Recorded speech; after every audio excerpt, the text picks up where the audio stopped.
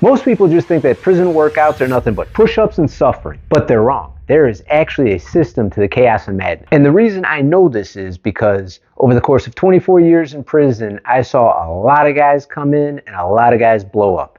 And it always followed the same structure. And the easiest way to explain this structure is with that structure of a pyramid. The foundation. Bodyweight mastery. The foundation of the prison workout pyramid is bodyweight mastery. Push-ups, squats, lunges, pull-ups, dips, sit-ups, hanging knee raises, hanging leg raises, planks, things of this nature were all the ground level foundation. The first thing you have to do is lock these in. And for some people, these would take a lot of scaling to lock in because everybody's starting from zero. You're all starting at the same spot. You'd have to use things like leverage advantage reps, slow tempoed reps, partial reps, negative reps, cheat reps. Now keep in mind here, the only thing we had to work with was body weight. So there was no machines to be able to like lighten the load or do anything like that. And there was no adding bands to help you out to be able to do exercise that you couldn't do. We had to figure out how to do the body movements in order to get strong enough to do these exercises. There's absolutely no way around the base foundation level of strength, because if in prison you end up taking an injury or something because you haven't properly built up your muscles and your tendons and your joints and your ligaments with this base foundation, medical's a nightmare. In fact, here's a little story for you. I came down with ulcerative colitis while I was in the prison system, and it absolutely destroyed me. If it didn't happen to me, I wouldn't have even believed that the human body could accomplish what happened. I went from looking like something off the movie 300, this little jacked muscle dude, to looking like a skeleton with skin on it over the course of 4 weeks. I left and went out to the hospital. I ended up in the ICU for 4 weeks and went and just did a complete and total body transformation. Walked out, rolled out when I came back out. Now, I say that because that also ended up having it where I learned a lot, because I didn't really remember the struggle that it was in the beginning of building up the strength and the skills to getting to where I was able to do the exercises that I could do. And a lot of times when I would be helping out the other guys with giving them workouts and trying to get them going, I didn't really have the empathy or sympathy when they'd be extremely struggling on what I consider just super basic movements.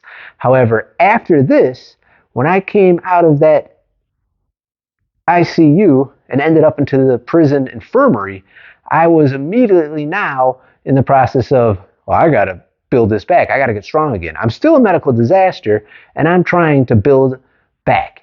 And that meant starting from zero. I mean, everything when you are that scrawny hurts. At least it did for me, because like all the old injuries and all that I didn't have or that weren't like hurting anymore because I had, rehabbed them and put muscle on and overcame them, were all back. My back was killing me. My shoulder would kill me when I lay on it. Everything just hurt. And learning how to rebuild from that was super beneficial, because I had to start, for example, with pull-ups. Just before I ended up going to the hospital, I'm knocking out like sets of like 20 pull-ups, 15 to 20. And this would be like pull-up marathons. I used to go out there and like make love to the pull-up bar. I mean, I do wide, regular grip, narrow grip, hammer grip, commando style. I just go crazy on the pull-ups. Now all of a sudden, I go to do a pull-up, I go to grab onto the bar, and I can't even keep a grip of the bar. So this means I've got to start dissecting everything down in order to rebuild it and figure out, oh, this is starting from ground zero, which meant first just hanging on the bar. Then going to jumping up and trying to hold the top position and doing essentially negatives, because can't really hold the top position because my upper arm was skinnier than my elbow. Like strength, dead. So I progressed through that.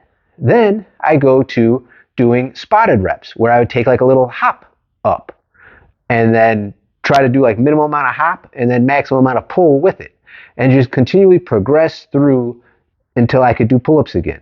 I was also using, like I said, about leverage advantage exercises to help build this up. So like Australian row type exercises. I mean, it was like having to start from zero and rebuild everything. Sorry, I went off a little bit into that, but the point is starting off that initial base, building that initial foundation is of such a strong importance, it can absolutely not be overlooked. It is the only way to progress to the next level, the structure, progression, and volume. Now that we have the foundation laid, it's time to really start stacking the blocks and building the structure of this pyramid. And this is where you start to really push it and mash the gas and get things moving. This is where it's time to start building that work capacity with things like ladders, pyramid sets, density training, supersets, giant sets, things of this nature that allow you to push your capacity to do exercise. Prison workouts are not total chaos. They are organized suffering at this level. This is the level where you're really learning how to dig deep and push.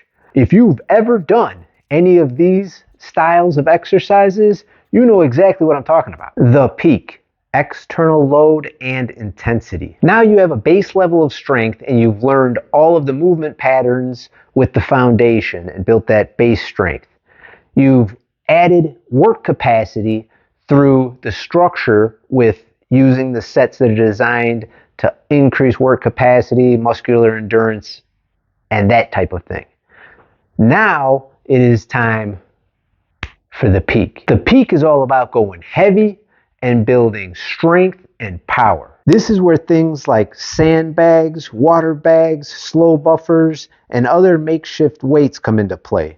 Using other humans as weight, doing plyometric exercises, and using unilateral movements. Adding weight and doing plyometric movements is an absolute force multiplier and is the best way possible to add massive strength and a mega amount of absolute power to your workout. Now, for all you guys who like to get into the weeds, I will be for the next couple of weeks going through all of the individual things that I had spoken about throughout this video. This video, though, I just wanted to give you guys that base knowledge of the structure of the pyramid and how it is that it works. Because everybody I saw, whether they know that this is what they're doing or not, is going through that same structure of the pyramid. They come in, they start working out at this level, they're doing these types of exercises.